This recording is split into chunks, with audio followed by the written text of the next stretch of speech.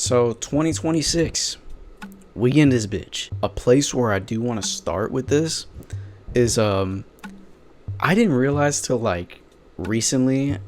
I just forgot a whole bunch of shit that just, not even a whole bunch of shit, but just some shit that had came out in 2015 that I just didn't talk about in 2025. Like that whole 10-year mark, some shit just like fucking erased from my memory, and then I was like, oh yeah, that. And I guess we'll start off with what I believe to be the greatest one-hit wonder of all time, which would be the song You Guessed It by OG Maco. And rest in peace OG Maco, because dude, this song is a fucking banger. And it sucks to call somebody a one-hit wonder and just kind of chalk it up to that, and I don't mean any disrespect behind it, but I mean, this was his biggest song, and this is, I think, the only big song people knew from him, which, again, I'm not trying to be disrespectful in that. Rest in peace, OG Maco. The reason why I give this song the title of the greatest one-hit wonder of all time is just,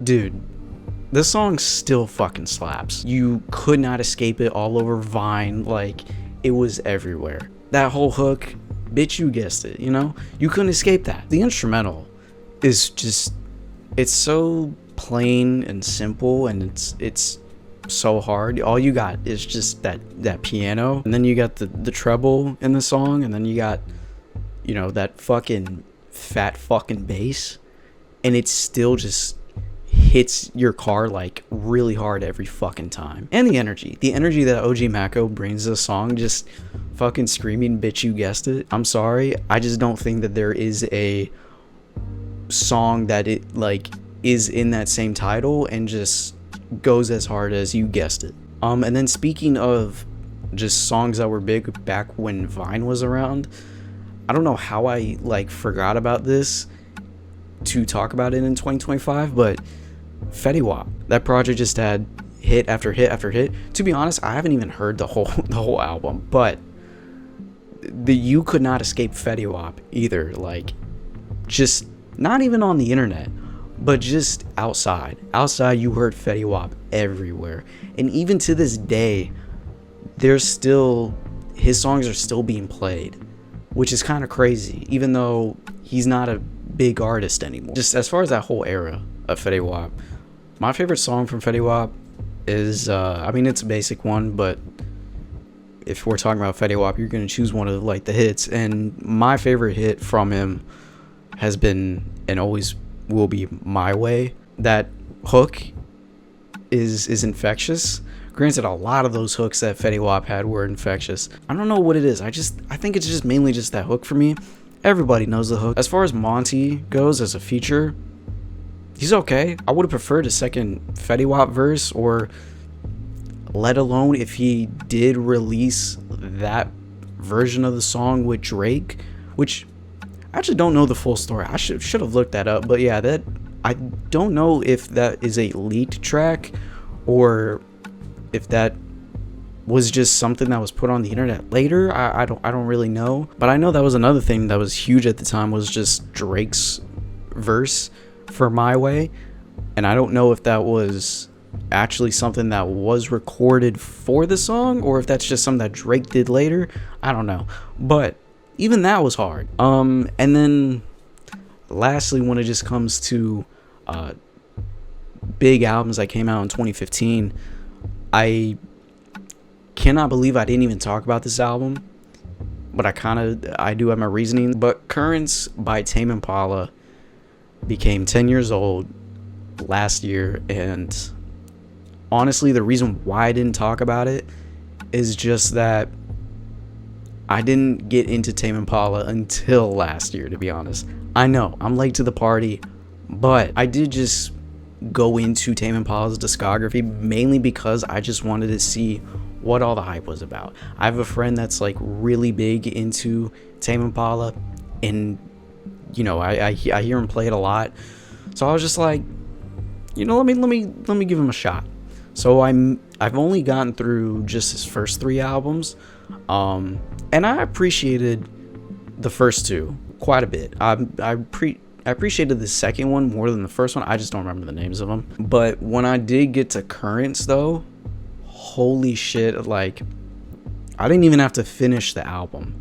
I only had to listen to like the first 30 seconds of the first song, and I was like, yeah, I get the hype around it. This is automatically a classic. It's automatically a banger. I didn't have to finish the album. I did, and it turned out to be just as great as I thought it would be. I think this album is a bit of an anomaly in the sense of I don't feel like there is many projects out there that have like united people from who mainly just listen to other genres and just they love that project, even though it may not be something that's directly in that genre. For example, like people who love rock music, you listen to Currents and you're like, oh, holy shit, this is fucking amazing. You like pop music, you listen to Currents and you're like, holy shit, this is fucking amazing. You listen to hip hop, there's barely any like, there's no rapping or anything, but you listen to it and you're like, holy shit, this is a fucking banger. As far as my favorite song on here, I mean, I briefly spoke about it, but yeah, it is the first track, Let It Happen. To me, I just needed that song. I didn't need any other song off the album.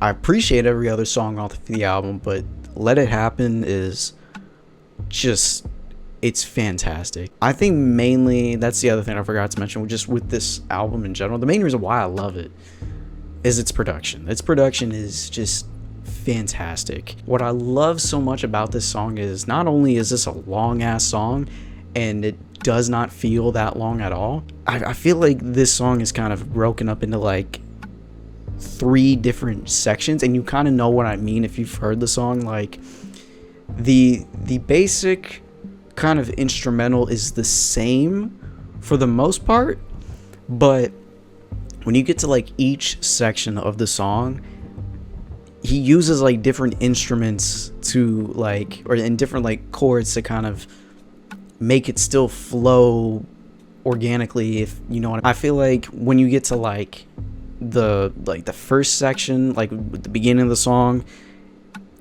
it feels more like kind of he's using like a synth to make, or for like part of that like instrumental, and then you get to the second part and it's mainly I would say like some keys that he's using, and then you get to the third part and then he starts pulling out that fucking guitar, and it's just, it sounds super similar, but it also I think adds a lot of kind of like progression to the song as well, so where you're listening to it and you're never bored of it. I don't know if this technically counts for 2015.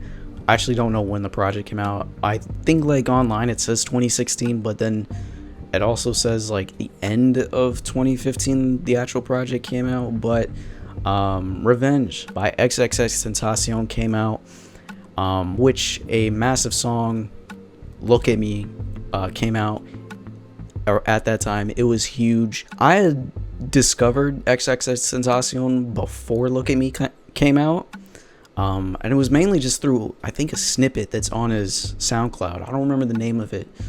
I think it also had like the kid with like the blunt in his nose. I remember like hearing that snippet and I was like, so like, I remember thinking just like, oh man, this snippet is so hard. Like I need like to hear what this song sounds like in full. And then like, I don't think we ever got the full song. I think it was like Run It Up, I think is what it's called. Something like that. So I don't remember. But anyways, we never got that song. And then I remember I was just walking home from school one day. I could get off the bus. I had a long ass walk home. And I fucking was just scrolling through something, I don't even know. And I found out about this song, Look at Me. I was like, hold up. I've heard about XXXTENTACION before.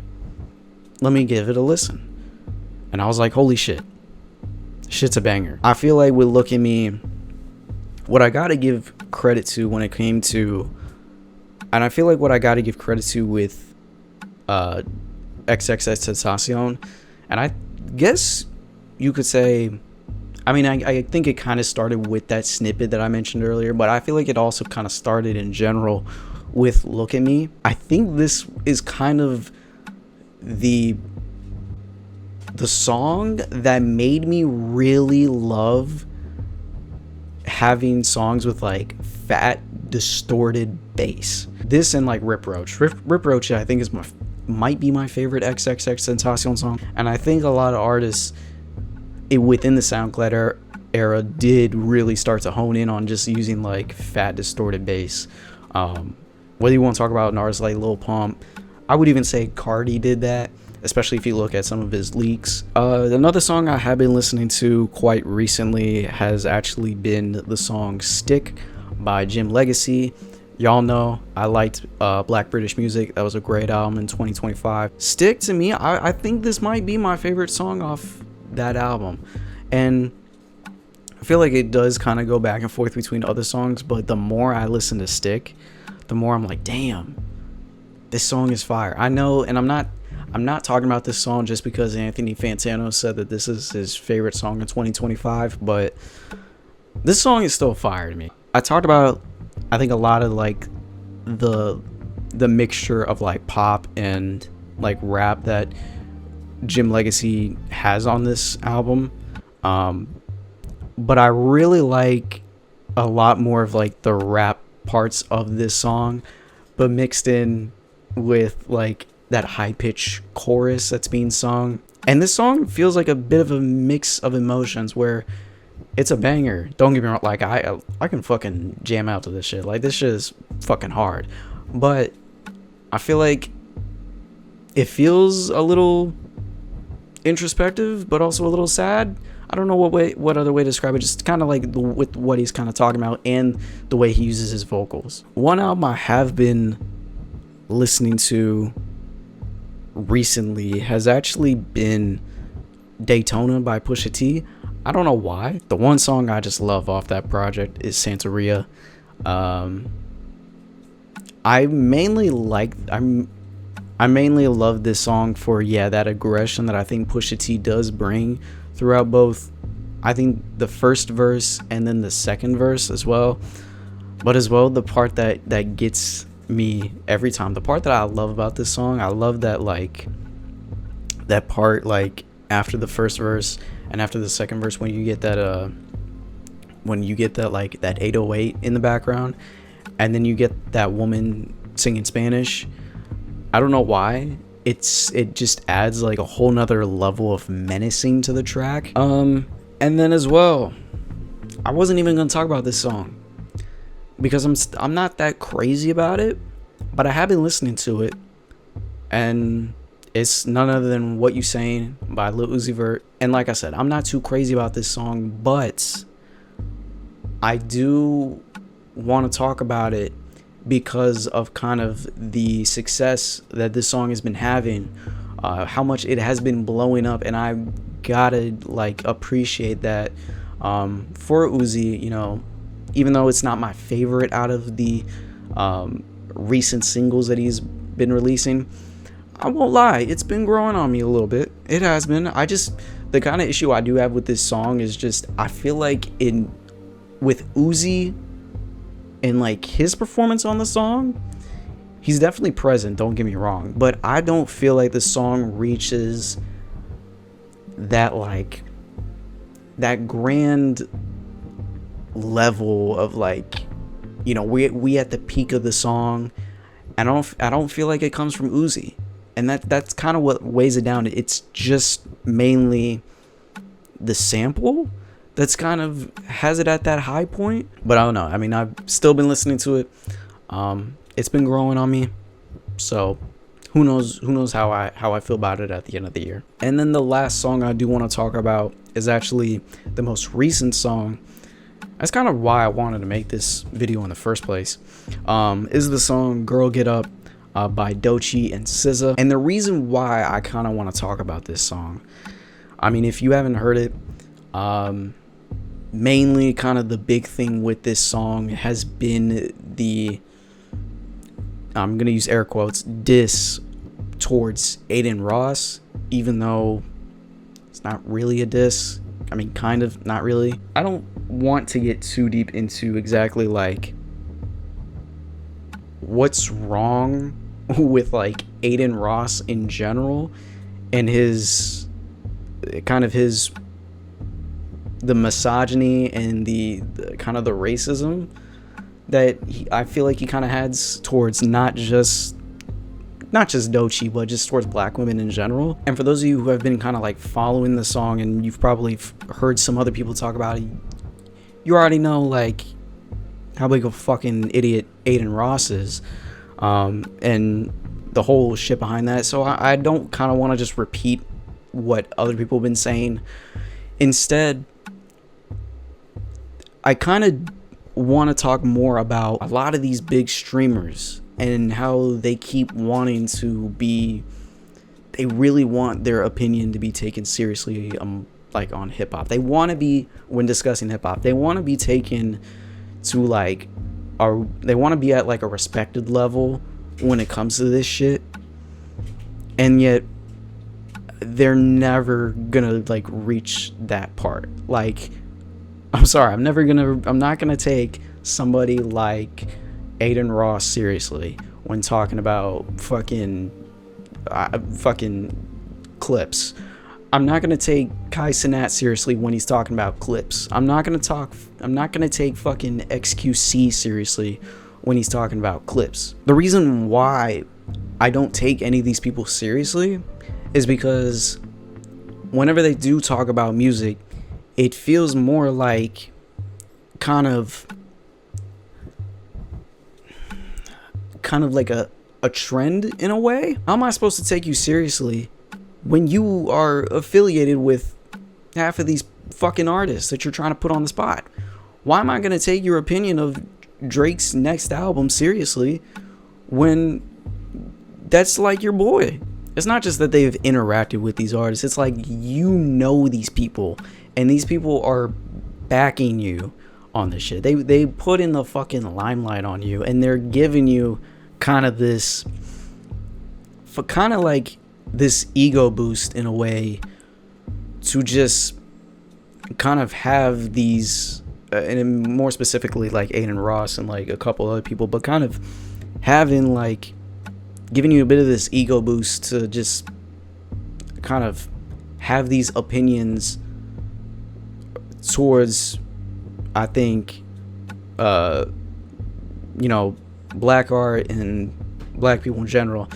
And granted, I know I'm one to talk. Not to say that I think you should take my opinion seriously, but I definitely can tell you I'm at a much better place than fucking Aiden Ross, because I'm just doing this shit for the fucking fun of it. Not even the people that you hanging out with are taking like this shit seriously.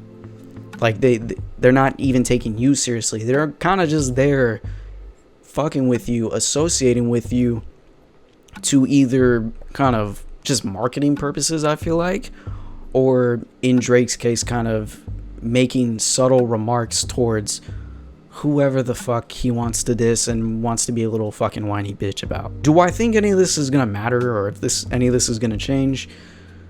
No. I feel like kind of the main reason kind of why I've really kind of want to just talk about this is just his response to this whole song from Doechii, where he gets on a verse with fucking 6ix9ine and is screaming in the mic and just saying fucking stupid shit. This is just him talking about her and calling her a bitch and all this other horrible shit he said about her, when at the end of the day it's about, when most of it is just about either the fit that she threw at the Met Gala last year, or the fact that anxiety blew up to #1, that bum ass song. I'm not gonna say that like you're wrong for thinking that Doechii is an industry plant. I'm not gonna say that. Like, I think it's not too far-fetched, because at the time when everybody started saying that she was an industry plant, like, there was some parts that made sense a bit, because like I said, she just came off a Grammy, she just had this, she just had that, she just hopped on the fucking Timeless remix with The Weeknd, and that shit was ass as well. I would be more willing to be okay with like his thoughts about it if it wasn't followed up with she's a bitch, she's fucking rah, like fucking the devil. But as far as the song goes, because I've just been yapping this whole time, as far as the song goes, I don't listen to a whole lot of Doechii. I'll be honest about that. I don't listen to a whole lot of Doechii.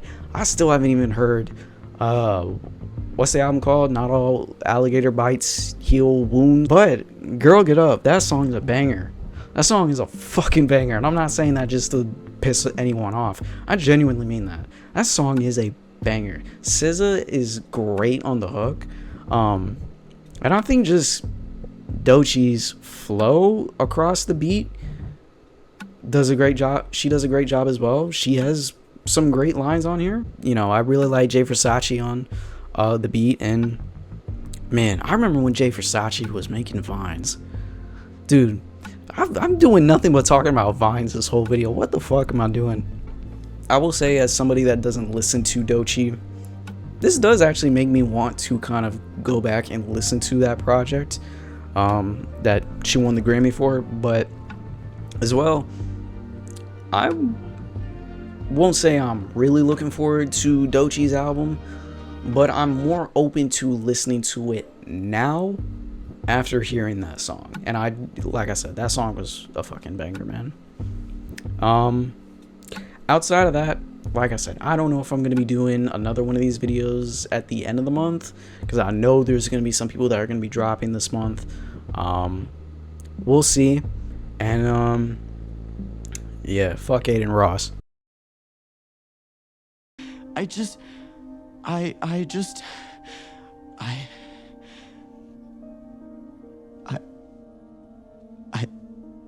don't like girls.